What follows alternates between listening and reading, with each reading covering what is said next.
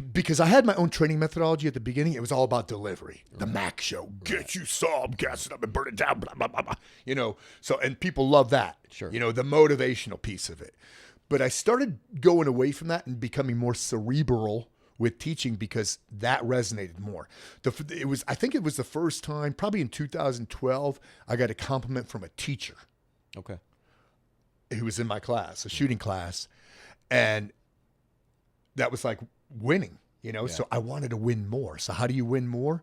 Keep developing and massaging this training methodology. Because having a compliment like that from a teacher, saying, man, I teach all these different classes and your delivery is exceptional. You know, the way you structure stuff. So that became a big focus, the structuring and the delivery, and then that performance-based mental attitude type of training methodology really resonated with people. And I had so many people, not early on, but after a couple of years, saying, man, I was so intimidated, but I love the way you format the class. I thought I was way out of my league, which I was at the first day, but man, the second day I figured everything out, and you know, I had a spiritual awakening, an epiphany, and then I was able to perform like everybody else. Epiphany. Yeah, epiphany. Yep. Tiffany's sister. Tiffany's sister. She's hot. Tiffany's sister. Didn't you used to date Epiphany? Okay, so you were growing in this. Again, social media wasn't really a part of your equation or anything like that. No. So what was your goal? Just to be a great firearms instructor, do your own thing? What was the... Well, yeah. Initially, my goal was to fill the calendar. Okay. And how do you fill a calendar? You become your own person. You develop a niche. Right. You know?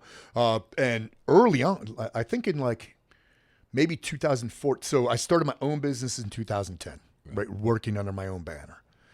And I started filling my calendar a year out in probably 2014.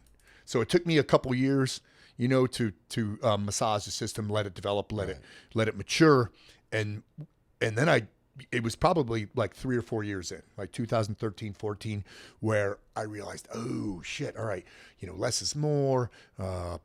It's not about. It's important to know what to say. It's also important to know what not to say, all that stuff. And my calendar started filling a year in advance. And people were like, what are you doing?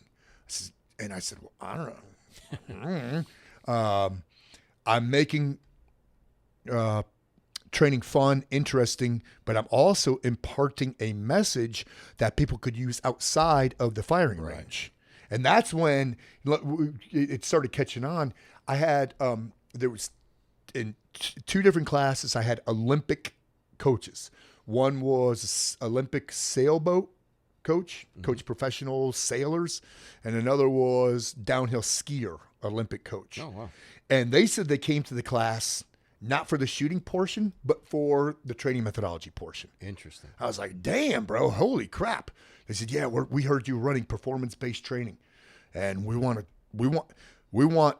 to use your methodology to teach our athletes. Had you ever thought of teaching teachers?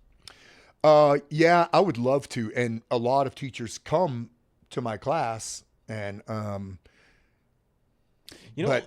let's do that sometime. I never thought about it, but I would love to. Let's set up a seminar sometime. Oh yeah, sure. And we'll just have teachers of all kinds. Yep.